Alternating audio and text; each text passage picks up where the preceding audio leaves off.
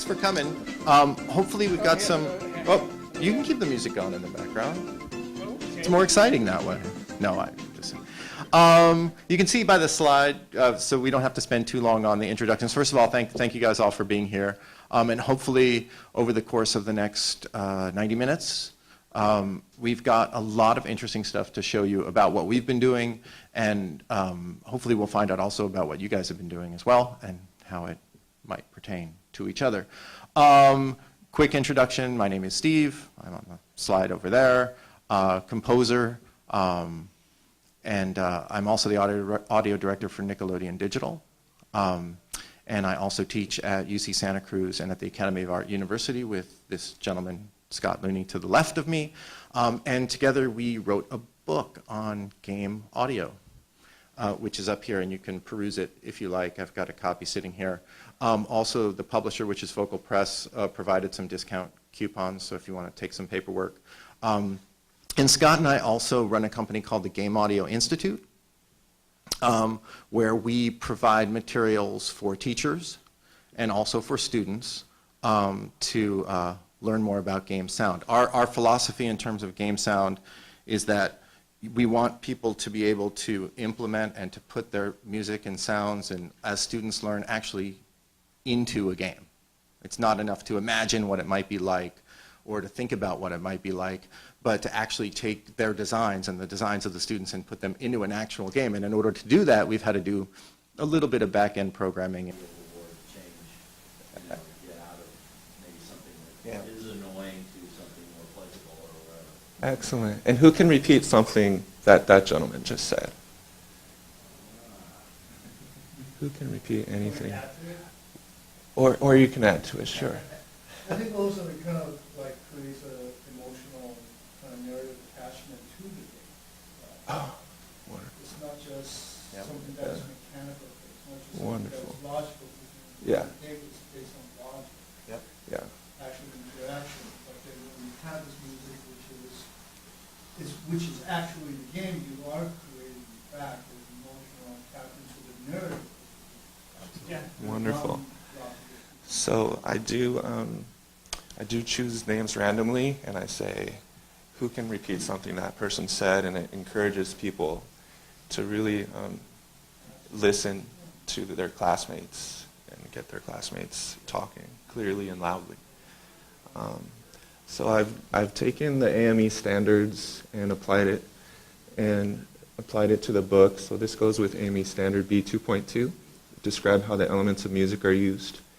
And at our school, we focus on a mastery grading approach. So our whole grade book is based on learning targets. And the learning becomes more meaningful because students are not asking how many points they got or what their learning percentage is. Their questions become, where am I on the rubric? What do I need to learn to get to a 4? So this learning goal would be describe how elements of music create meaningful musical events in a game. To get a 4, you're using higher order thinking skills on the cognitive rigor matrix. And so they're evaluating and creating. To get a 3, there's the easy stuff they've mastered, but also some of the more application, a little bit lower on the cognitive rigor matrix, but there's still some element where they are using higher order thinking skills to get a 3. A 2 would be the easy stuff associated with the learning target. So here they can describe how the elements of music are heard in various examples. And to get a 1, they can identify those terms, right? And so we are gamifying our curriculum. So we don't use standardized test categories. We say legendary if you are legendary, or if you're a noob, you get that moniker, which nobody likes. Nobody likes to be a noob. So in accordance with making our classroom more game-like, I don't give projects, I give missions. And so this mission is to use the design process to create original space shooter music that gets the player's heart pumping. And also to make it more game-like, we situate the learning in a mission. So there's a need to read the book to complete the mission. So subquest 1, you compose yourself using the EGA, which is my acronym for their book, Essential Guide to Game Audio, Chapter 6. Subquest 2, the D3 you guys like that? That's the first time I've heard that one, yeah. EGA Chapter 6, and the D3 process I'll explain briefly, and then I'll do a GarageBand Live tutorial. So this is what they are creating in their game design class. It's Space Wars, and students are writing all the code in C# and C, and basically it's a 2D game, and spaceship can shoot asteroids and destroy the asteroids. By the way, you're looking at Unity now. Yeah, this is inside of Unity. And then our team of game audio professionals, students, would go to the video game design team and do some research and ask them what kind of music and sound they want. And so we would get them Subquest 1 to interact with the text. So at our school we do a say, mean, matter format. And a lot of teachers use this instructional strategy. At our school, we try to get all the teachers using the same instructional strategies, so I don't have to explain this at all. I just say, do a say, mean, matter, and they know what it is. So they write a direct quote that's important in the first column. They rephrase the quote, and then they explain why it's important. So I would like talking partner 1 to say a quote that's important or meaningful to you. If you can read that small, I'll read it out loud for you. Stem mixes are vertical reorchestrations of a piece of music. Stems are created using multiple parts that can be muted on and off and recombined in many different ways to increase musical variation. This can also be referred to as layering. Although this is a great way to get more mileage out of musical materials, it can end up being less interactive as it has a limited amount of choices available. Also, timing between layers may not be the most responsive or as timed to gameplay events as one might prefer. Give you 20 seconds, partner 1, to choose your quote. If you guys didn't know, this would be like so rigorous class.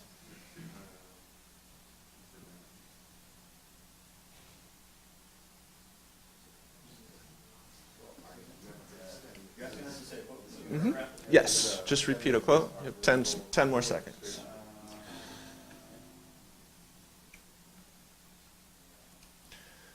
Okay, and talking partner 2, can you rephrase the quote in your own words? Say it back to partner 1 in your own way.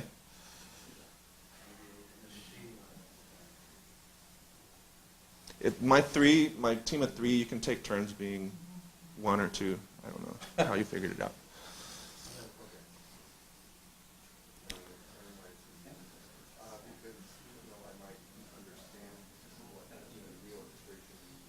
And then talk to partner 1, take about 10 seconds, explain why it's an important quote back to partner 2.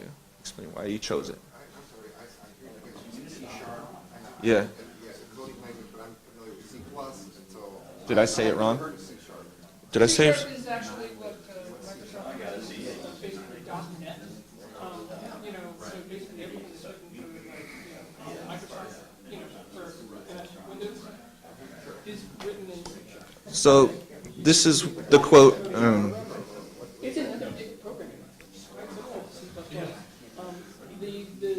for C# over C++ is it has built-in garbage collection. Okay, I'd like you to please stop talking now. Reverse your attention back to the screen, please.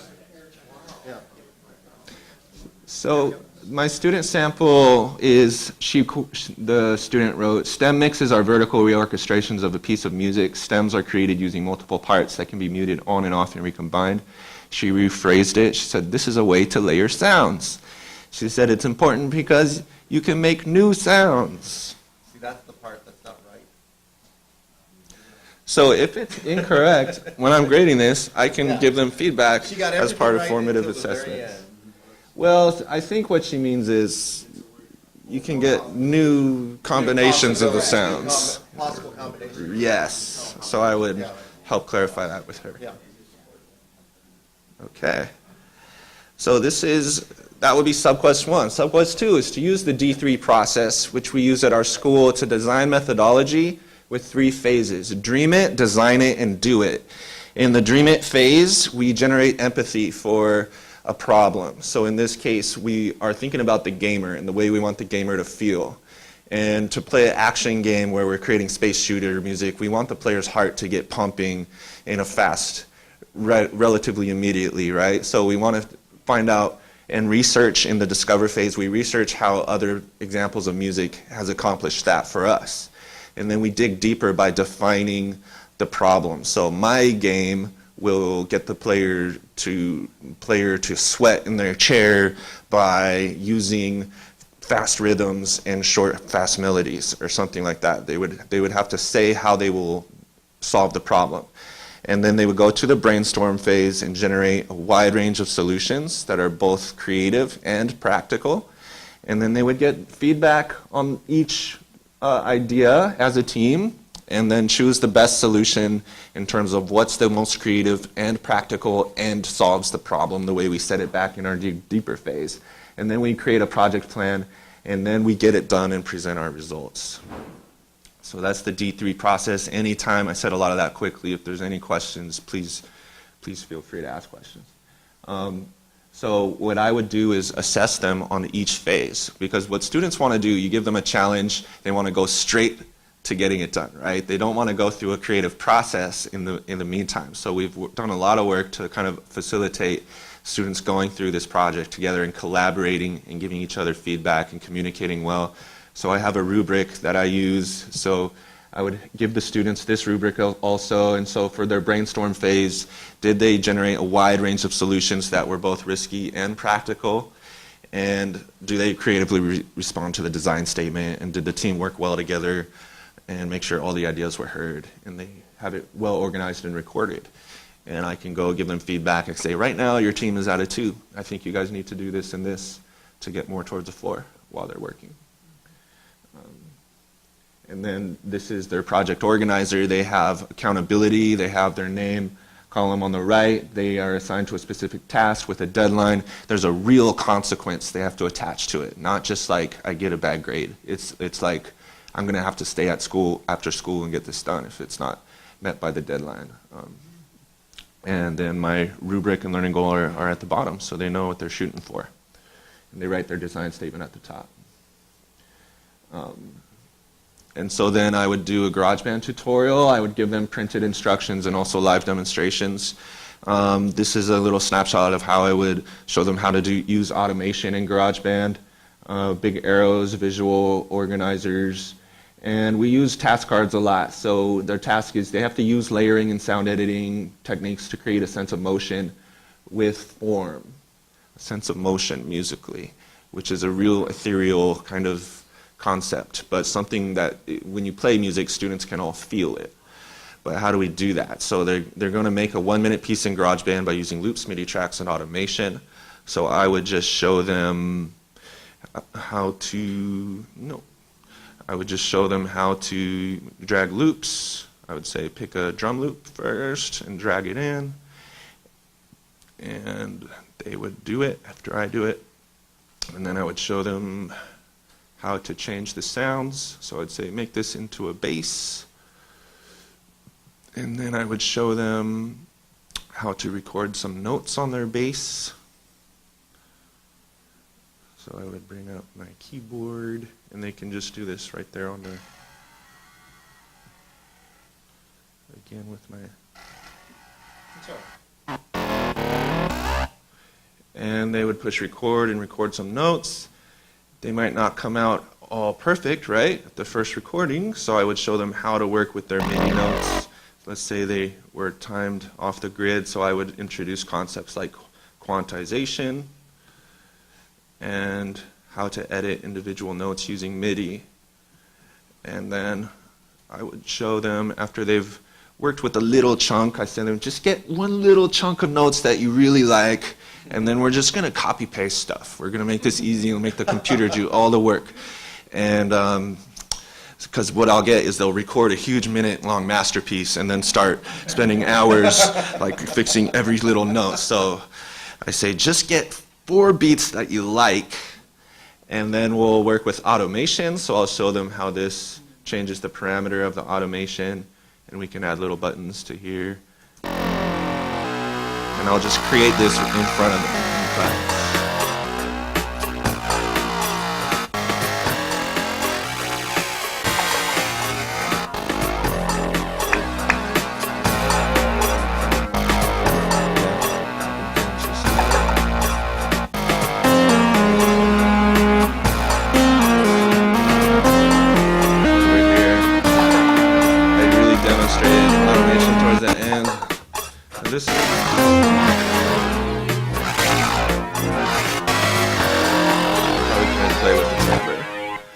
So they would be just doing a template of what I do. I make that really clear. It's like, just your job today is just do exactly what I do, then you're going to go creative and nuts, go wild on your project. So that would be my tutorial. And this is the student working. This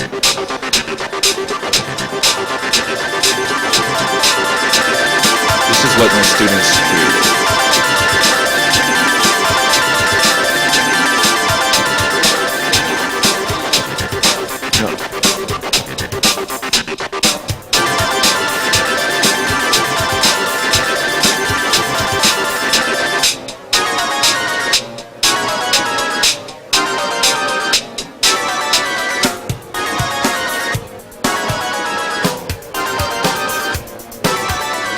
You can see his design documents there, all their notes.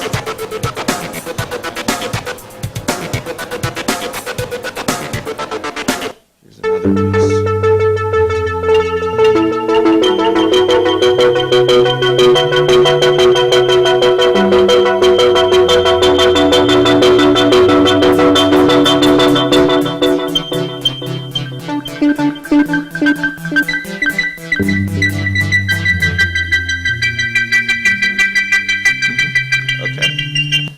Okay, so any questions?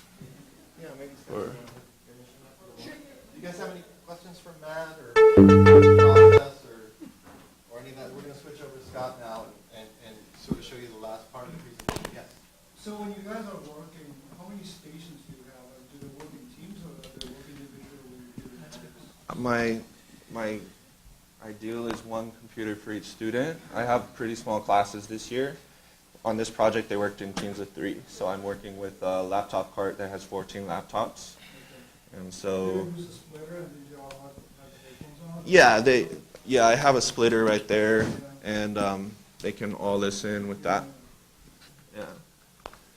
So about 6 to 8 teams. Yeah. And they're also engaging with the live instruments too, and recording and live sound on some of their projects. Yeah. Was it deciding to sleep? There we go. Okay. Cool. So for the last part of this, Scott's going to take you through and show you sort of what it looks like in the music maze here. This is one of our examples that we use. And take you through sort of step by step from the, content creation all the way through to how it looks and sounds inside of the game. So you can see kind of what these programs look like, especially I think for you guys, the middleware will be interesting to see what FMOD looks like and how Unity then interprets that. So maybe, Scott, in this demo, I'm thinking just less time in Logic. No, I'm only, no worries, no worries, and, don't worry. And more for middleware, because I think it'll be more interesting for you guys We to have see time, that's good. what those programs are made of. I'll show all the things. Good stuff.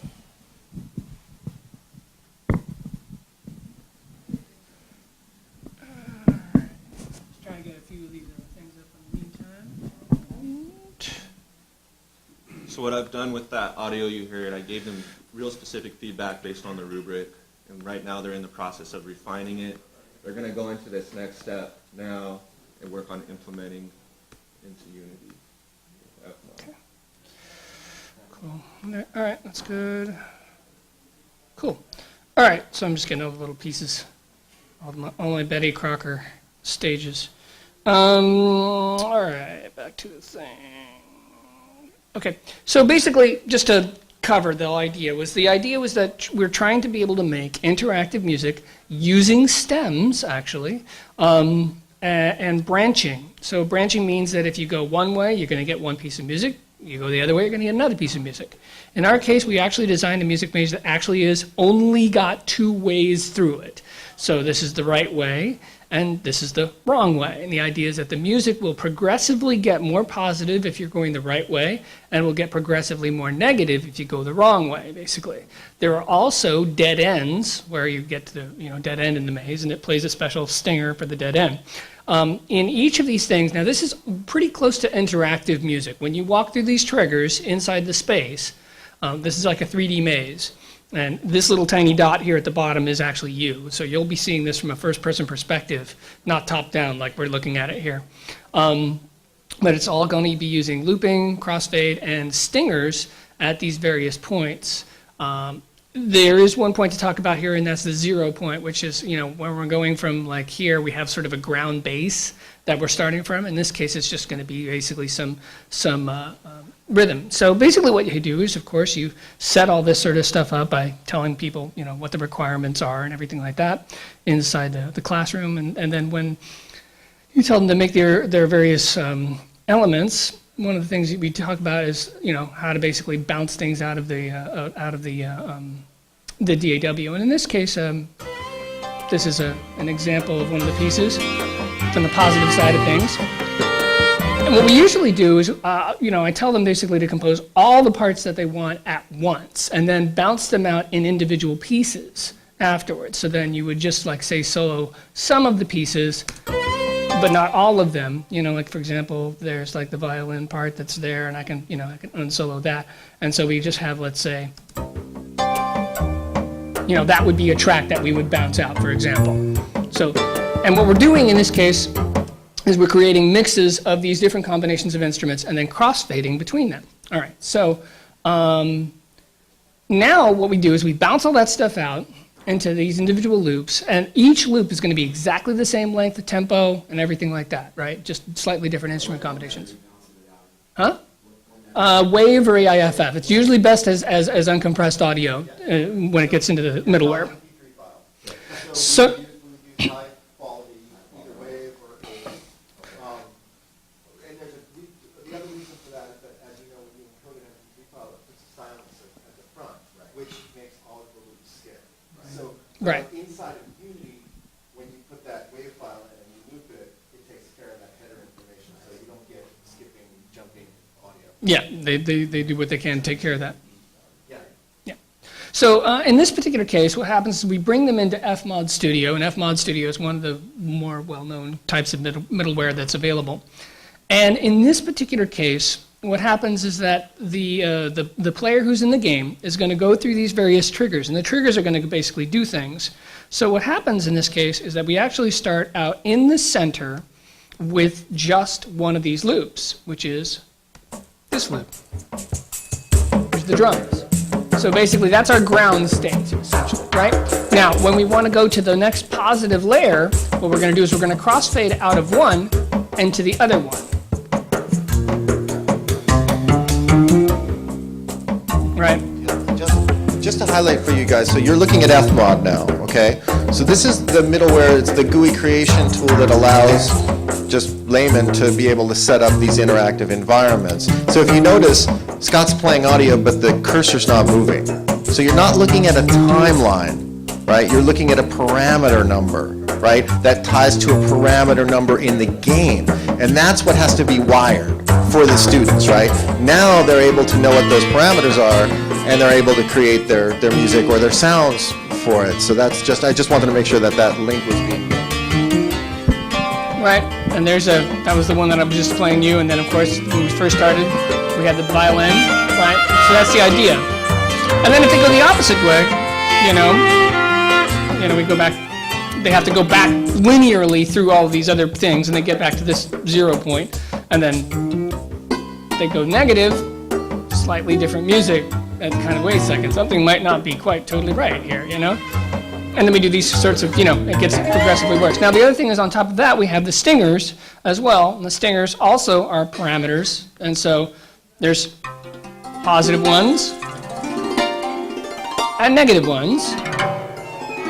And then we have our dead end sound. Just to highlight that there's a movement on now with a lot of these middleware companies to start to incorporate as plugins inside of things like Pro Tools and Logic and GarageBand, who knows, maybe in the future. They sort of stand alone now, and like, again, they're free to download, they're free to use. Just wanted to highlight that because Scott, we have whole classes where it's like, is it a DAW or is it not a DAW? And because when you look at it, it looks a little bit like a program called Ableton Live. Right? And then you'd think, oh, well, it's just like working like a normal DAW because you see everything progressing. But when you get to it does take them a little while to adjust to the idea of a parameter line, instead of a timeline, right? So these are programs that are really, made for game world. Yeah, exactly. So one very important thing that we need to talk about then is how do we get this into the game, right? So the idea in this particular case is we add these sounds to what is called a bank. And a bank is basically, it's the equivalent of like a texture atlas or something like that. It's like one file that contains all the audio information that you basically need in that particular thing, all smooshed up together. That makes it really easy for programmers. Put this thing over here and all the sounds will play, instead of take each individual sound file out of the 5,000 or so that I have for this game and put them in all the places that I want you to put them inside the game. Oof. We don't write any code. The program does all this stuff for us. So what happens is all we have to do is right-click on this and say assign to bank, master bank, right? And then when we have the banks, now we see under our master bank, we have the loops and we have the stinger event, okay? And then the idea is that, when you're at game companies, you're often doing things for many different platforms. So you can sit there and add all these different platforms that you could potentially do. So you could write one game and make it work on a whole bunch of different platforms and just use one program to basically do it in. So super, super awesome and convenient.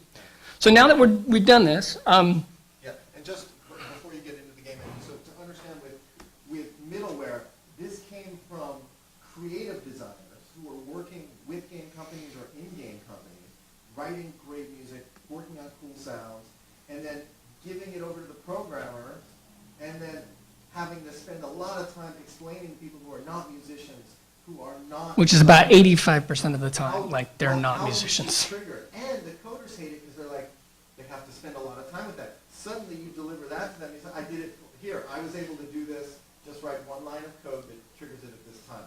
So that's where this started, in companies that used to be built, each company had their own middleware, and they still do, actually. Oftentimes. But third-party companies started coming up saying, let's not reinvent the wheel over Right. and over. And it started with basically audio programmers that were at game companies at some point, and at some point they were like, well, you know what, we've got all these other people who are also trying to make games, and why don't we just make it easier for the composers and the audio designers to be able to define the behaviors they want, while also not having to put more burden on the programmers to interpret music, essentially.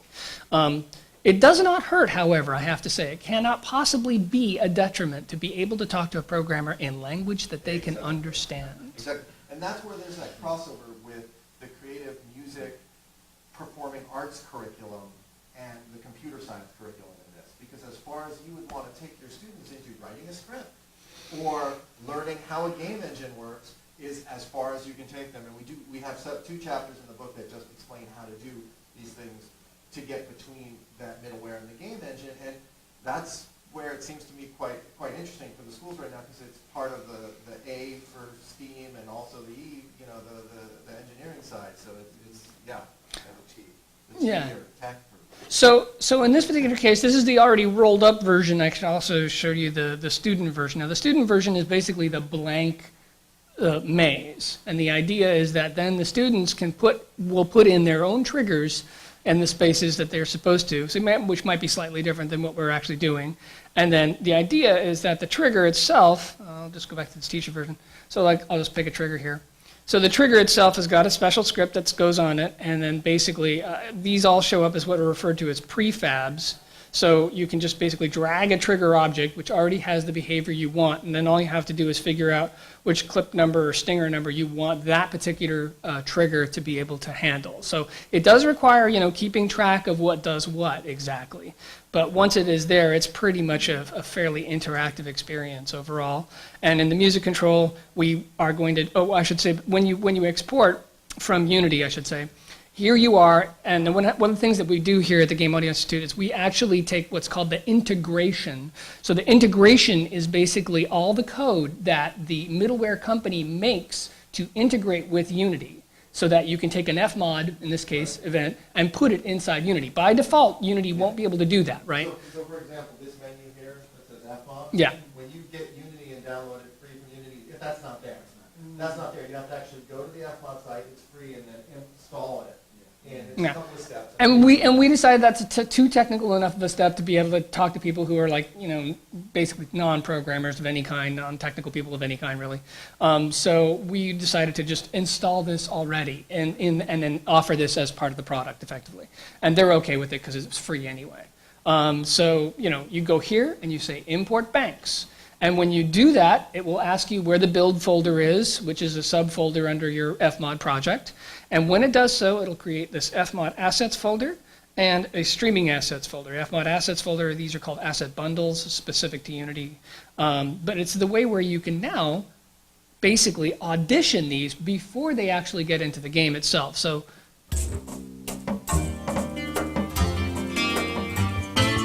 as long as everything's playing correctly here, you've got the basic idea of what you need to do in order to be able to run it in the game, essentially, right? So if you're able to audition it correctly here, then it will basically work inside the game. It means that if there's any problem here, it probably means that the problem is in FMOD and not in Unity, right? Because there's always like these different areas. Okay, where's the problem? You know, that kind of thing. Can you take us through the game now? Sure, absolutely. Yeah. So basically at that point, what's happening is that each of these triggers will be sending information to the FMOD bank that's inside Unity to change the music. So we start out again in our drum only. This is our 0 point. So we have to go through here, so it's not going to do anything. We're starting at 0. We expose these triggers for the students so they understand what's happening. This happens in game like all the time. This is what magically happen in games because something's made invisible to you. And it's triggered. Okay, so that was the positive level 1. This is positive level 2. There's our dead end.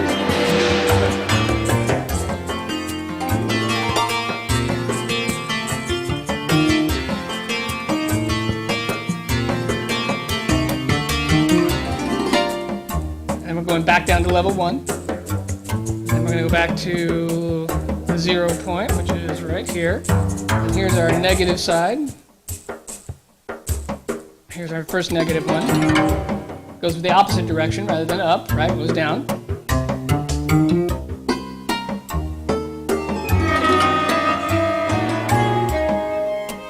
Okay, I'm not sure where I'm at now. Yeah, so you sort of like, you know, we're not in Kansas, Toto. And then here's our dead end again.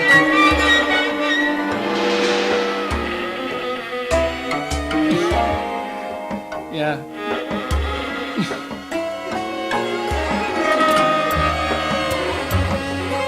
And not only that, you get more bass as you get closer to the right thing. We lose the bass as we get further away from our target. It's actually harder to do this than it seems because students always want it to be like the minute you go to the negative side, they put some really sound that just is instantly like, ugh, and you're like, oh God, and you just go instantly to the other side. So it's really hard to subtly lay out a track that will fool you enough to maybe lead you into the wrong direction instead of just instantly making you go to the right direction. So it's a fun exercise. Yeah. Is this exercise in the book? The explanation of how to work with the general tools of FMOD and Unity those are in the book. Yeah. This level is available at the Game Audio Institute. Right. And then we work with our students, and we take all of our lessons, we test them in the classroom. So we work on these game lessons with our students, and when we see that they're ready to go and they're functional, and then all of our descriptive material is ready, and our written work, and also Scott has endless hours of video where you would see him explaining this on video if you wanted the walkthrough of how to do it. That's all there, and then we make it available to schools and individuals. We have a lot of people who just buy them individually as well. So, yeah. So we still have about 15 minutes, I'd say. Or 10 minutes, yeah. If you guys have any questions or... How's the, when you buy a package for your classroom, how's it work? We do that can be done in 2 ways. The best way to do it is an institutional license. So we work with schools where they'll say we have 10 seats or 20 seats. And then just like any other software that you would buy, we give a really good discount, like 30, 40%. And you get those seats, you get the number of licenses, and it lasts for a specific period of time. You can also buy them individually as well. But if we're working with institutions, it usually works best to do it that way. Does that make sense? I think so, but your book has like lesson plans and everything in it, is that right? No, the book doesn't specifically have lesson plans. It does have a couple of chapters that deal with the basics of getting around in Unity and stuff like that, and kind of, but it doesn't have lesson plans per se. We have a little bit of sort of like chapter reviews where we have some quiz questions, and the app also has a few quiz questions and things like that, but it isn't, these specifically are more like lesson plans. In other words, the Music Maze itself is more like a lesson plan. What are you buying, what's license you're buying that the schools that? The license is basically for this specifically. We do have a step-by-step lesson plan that is written, however, that goes along with this software package. Yeah, sure. So Scott will show you one of the lesson plans. So if you were to buy, let's say, the music major, should if be you here. thought that this would be a good lesson for your class. Yeah, And right. you're like, well, I have 10 seats that I want to do that for. You'd buy that, you'd buy the license, and that would come with the installs for the 10 seats, just like if you bought Pro Tools or any other software. And then the package would come with what you have up here. So it's Yeah, this is the teacher version specifically. The student version comes with slightly less, but this comes with rubrics and asset lists and also the documentary videos and things like that. But the students would definitely get the step-by-step, and then for the teacher's guide, yeah, I'm sure. I guess I'm still confused because you said Unity was free. Unity is free, yes. Mine was free. Yes. So what is the software that you're buying? Well, you're buying that. This particular project, basically. You're buying this particular. That game lesson of the maze, which has been pre-wired, so that you can drag, and your students can actually go through and follow. And also, we understand that teachers, this may be unfamiliar to teachers, and that's why we develop annotated lesson plans Got it. that take you step by step, but also explain, help you to sort of functionally explain to your students, right? Because again, the big difference between games and linear media is that you have to explain the logic of each and every game, and the logic of each and every game is different, Yeah, right? So if you were to just get Unity, right, that's fine. And if you felt like you could do it, you could wire up the back end with all the sound triggers and everything, all the work that Scott's done in order to do these programs. You wouldn't need to buy the level, right? You can find a game, you can make a game, you could do it that way. But we've kind of packaged that all together into one. in a more rigorous fashion, basically. Or you can sit around for 10 years and figure it out. Exactly. Yeah. Or you could get this and Yeah. benefit from the fact that we've been doing it in the class Right, for that's the what last we 4 did. years. Exactly. This just pushed my curriculum forward. I was teaching this for 3 years, just getting music. It was all linear. I had no idea how to explain it. I had no idea how to even think, how am I going to get this into a game? So this just totally was the bridge that I needed. I'm looking for projects for my music production class because, GarageBand takes 10 seconds to figure out. Yeah. Make another loop and. Yeah. Well, and the thing is Now And when we're talking about a possible career path for kids, in the arts, this is absolutely one of them. There's no question. I mean, it's and the thing that I think about is that, they're going to have a patchwork quilt. They're going to be working on a game. They're going to be working on a film. They're going to be working on, these kinds of things. And it's the idea is just offer all of these things to them, and help them understand, what are the nuts and bolts of having to do this for a game, for example. Can you go back to the slide? So the last slide. Sure. So there's a couple of things. So if you guys, on your way out, if you want to peruse the book, take a look. I have a copy here. There's also a discount on the book. There's the Game Audio Institute cards. But if you want to jot down that GAI code, that will give you a discount on buying any levels. If you wanted to check out some of the levels on the site. Yeah, it'll let you buy any one of their game lessons. You can get a 50% discount on it. And we're very interested in feedback from you guys, especially since we're used to the college markets, but not as much, with high schools. And it's amazing. I mean, what Matt's been able to do with our stuff. So if it's a situation where it's it's just the $25 or whatever it is too much, just let us know and we can get you a level for free so that you can test it and you can play around with it and see if it'll work for your classes, because we're definitely interested in your feedback on that. Yeah. If I could incorporate games into my music production, it would make my world a lot easier. Yeah. Because I got a bunch of non-musicians. Yeah. But everybody likes to play games. Yeah. There's also the other side of the game equation, which is, people like to talk about music, but there's sound design, Right. sound effects, like you guys were talking about, the different sounds for each and every action that takes place in the game. So some of our lessons are geared for sound design and not for music, right? And also for voiceover production as well. I mean, you know, that's an art unto itself and a craft unto itself in terms of getting, you know, good voice recordings and being able to put those into the game as well. So there's a lot to do. That's the awesome thing about games is it's all of that. It's huge. You know, it's hard to teach it. Huge with the U. All at once. And we do it in 15 weeks, and it feels like we're running a race. You know, with college students. So you got to pick and choose your battles because it's, you know, it's everything that goes into doing music for visual media, film or TV, and then the other side of it too. So it's big. Yep. Yeah. So that's our presentation that we had for you Yeah. guys today. Thanks. Yeah. If you have any other questions, whatever, we're just. We've got we're like around. 6 So, minutes if you want to. Yeah, we're If you have any around. more questions, or Yeah. come talk to us afterwards.